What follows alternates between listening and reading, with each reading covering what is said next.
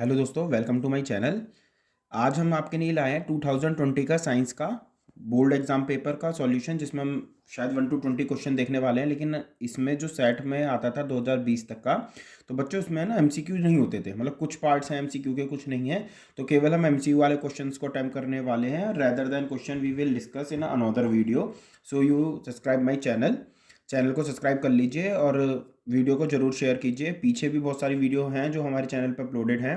Maths के 1 day by day solutions हैं, तो उन्हें भी आप ज़रूर देख लीजिए। और जो भी वीडियो यूज़फुल लगती है उसे ज़रूर शेयर कीजिए, चैनल को सब्सक्राइब कीजिए। आइए स्टार्ट करते हैं। ये है 2020 का साइंस का पेपर। मार्क्स आपको 80 हैं, टाइम आपको 3 घंटे का मिला हुआ है। ये जनरल इंस्ट्रक्शन है। देखो अच्छा, आप खुद भी देखेंगे। आप इस वीडियो में एंड तक रहिएगा ज़रूर, क्योंकि इसमें क्वेश्चंस आपको डिफरेंट देखने को मिलेंगे और प्लस जो है आपको पैटर्न पता चलेगा। 2020 में एमसीक्यू नहीं आया था ये थे एकदम। सबसे पहले लिखा है हमारा कोवैलेंट बॉन्ड्स। कोवैलेंट बॉन्ड्स कैसे बनते हैं, थ्योरिकल क्वेश्चन है, तो आप बता सकते हैं the sharing of electron pair. ठीक है ना। Covalent bond are form by the sharing of electron pairs between two atoms. दो एटम के बीच में इलेक्ट्रॉन की शेयरिंग होकर बनते हैं। दूसरा क्वेश्चन था define the electropositivity. What is electropositivity, क्या होती है? The tendency of an electron to lose electron, यानी इलेक्ट्रॉन की वो क्षमता जिसके द्वारा वो इलेक्ट्रॉन को लूज करता है, this is known as the electropositivity. इसी टाइप से इलेक्ट्रोनेगेटिविटी भी होती है। एक ये दी हुई है टेबल आपको। फिर इसके बाद अगर हम ये वाला क्वेश्चन देखें, क्वेश्चन नंबर 3, तो ये पूरा पैराग्राफ और उससे रिलेटेड क्वेश्चन है जो है हमारे पास पावर वाला क्वेश्चन, हाइड्रो पावर वाला क्वेश्चन जो कट हो चुका है। तो इस क्वेश्चन को भी स्किप करते हैं। क्वेश्चन नंबर 4 पे आते हैं। क्वेश्चन नंबर 4 में भी आपको एक केस स्टडी दी हुई है। टीएसएच लेवल, हार्मोन से रिलेटेड, थायराइड ग्लैंड वगैरह ये पूछे हुए हैं। तो एक बार देख लेते हैं कि क्या है क्वेश्चन। जैसे क्वेश्चन नंबर 4 का फर्स्ट पार्ट ही पढ़िए आप, अभी पैराग्राफ रीड आउट नहीं करा है। A 35-year-old woman has a TSH level 6.03 MU per litre. What change should in begin her diet. अगर उसका TSH लेवल, देखो उन्होंने एक इंडेक्स दे रखा है जिसके अकॉर्डिंग ये हमारा नॉर्मल है और ये हमारा लो है। एक 35 की ईयर की लेडी का क्या है, 6.03 हो चुका है, यानी नॉर्मल से ज़्यादा आ रहा है। ठीक है, तो उन्हें अपनी डाइट में क्या करना चाहिए? तो शी शुड इन्योरिटी iodine intake in her diet. थोड़ा आयोडीन का लेवल को उन्हें देखना चाहिए अपनी डाइट में। ठीक है। When do a women face the greater risk of abnormal TSH level during the menstruation या ड्यूरिंग द प्रेगनेंसी पीरियड, है ना, जब सबसे ज़्यादा देखने को मिलता है जब वो मेंस्ट्रुएशन पीरियड चल रहा हो। State the consequences of low TSH। अगर लो TSH हो जाएगा तो क्या हो जाएगा? Swelling of the neck and disease is called goitre. मतलब आपको गोइटर की बीमारी हो सकती है, आपके गले में सूजन आ सकती है, आपको गोइटर हो सकता है। Name the mineral that responsive और synthesise the hormone thyroid gland. तो एक ही है जो आपको पता है मिनरल, कौन सा लेना चाहिए आपको? आयोडीन। आयोडीन की कमी आपके फूड में नहीं होनी चाहिए, तो इस वजह से हमें ये वाला खाना लेना चाहिए बच्चों। इसके बाद आते हैं नेक्स्ट क्वेश्चन। अब यहाँ से एमसीक्यू आपको देखने को मिलेंगे, ये केस स्टडी टाइप आया हुआ है पूरा का पूरा। इसके बाद क्वेश्चन नंबर 5 कह रहा है the sky appears a dark और passenger flying at a high altitude mainly. जो पैसेंजर बहुत ऊंचाई पर फ्लाइंग कर रहे होते हैं उन्हें स्काई डार्क कलर का दिखाई देता है। बहुत इंपॉर्टेंट क्वेश्चन है। तो बच्चों इसका आंसर हो जाएगा A part, scattering of a light is not enough at such height. इतनी ऊंचाई पे scattering of a light possible नहीं हो पाता है, तो इस वजह से इस अपीयर्स डार्क कलर का दिखाई देता है। इसके बाद क्वेश्चन हमसे पूछा हुआ है, एक सिलेंड्रिकल वायर है जिसकी लेंथ L है, एरिया A है और लो रेजिस्टेंस जिसका रेजिस्टेंस है R।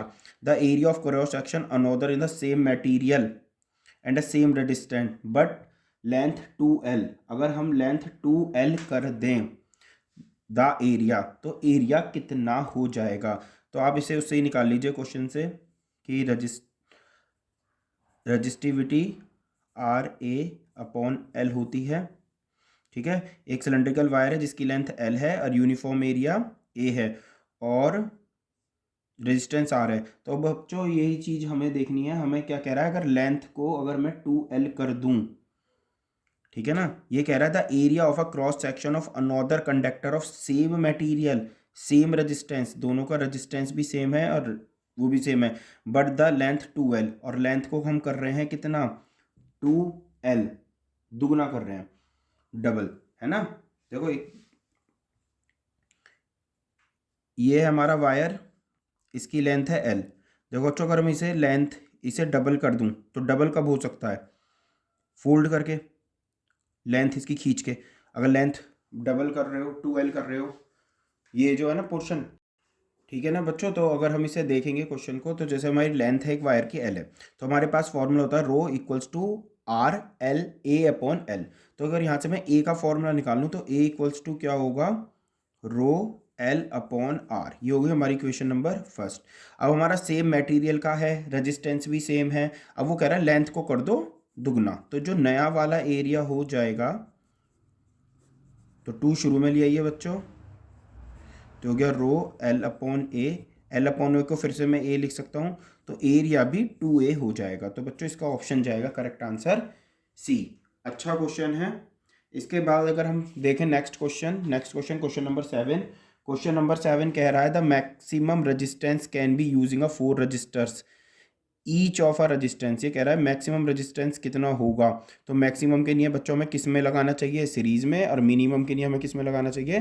पैरेलल में। तो बच्चों हमारे पास मैक्सिमम रेजिस्टेंस कितना आएगा? 1/2 प्लस 1/2 प्लस 1/2 प्लस 1/2, 4 टाइम्स करेंगे तो 1/2 1/2 प्लस 1/2 प्लस 1/2, तो आंसर आ जाएगा 2 ओम। ठीक है। इसके बाद क्वेश्चन नंबर नेक्स्ट देखते हैं। क्वेश्चन नंबर 8 आपको दिया हुआ है water harvesting system, the system has a system and a part. तो आपको फिलिंग करनी है कौन सा पार्ट है इसका, शैलो डगवेंग वगैरह, ये भी आपका नहीं है कोर्स में। तो नीचे वाला क्वेश्चन देखते हैं। नीचे वाला क्वेश्चन और वाला देखते हैं, the major ill effect of a monoculture practice in a forest. ठीक है। तो मेजर कॉज कौन सा हो सकता है? Number 1, biodiversity which face the large destruction. अगर कहीं पर भी हम डैम्स वगैरह बना रहे हैं या कुछ भी चीज़ कर रहे हैं, तो हमें फेस करना पड़ सकता है क्या? डाइवर्सिटी, बहुत ज़्यादा बायोडाइवर्सिटी हो जाएगी वहाँ पर। तो इसका आंसर हो जाएगा बच्चों ए। और 8th का भी जो है आंसर वो ए ही है, अगर आप ऊपर वाला पार्ट करते हैं। ये डैम वाला भी आपका है नहीं question.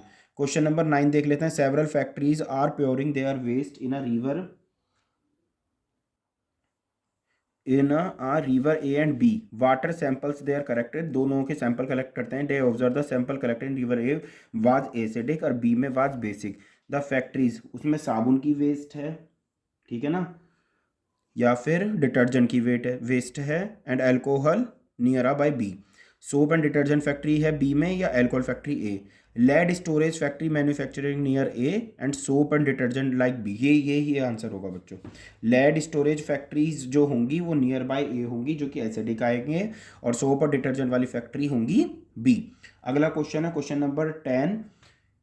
In which of the following identify initial substance remaining unchange. कौन सा सब्सटेंस अनचेंज रहेगा?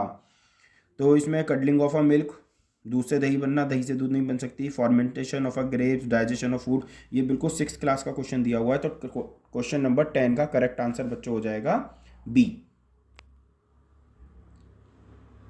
इसके बाद आ जाइए नेक्स्ट क्वेश्चन।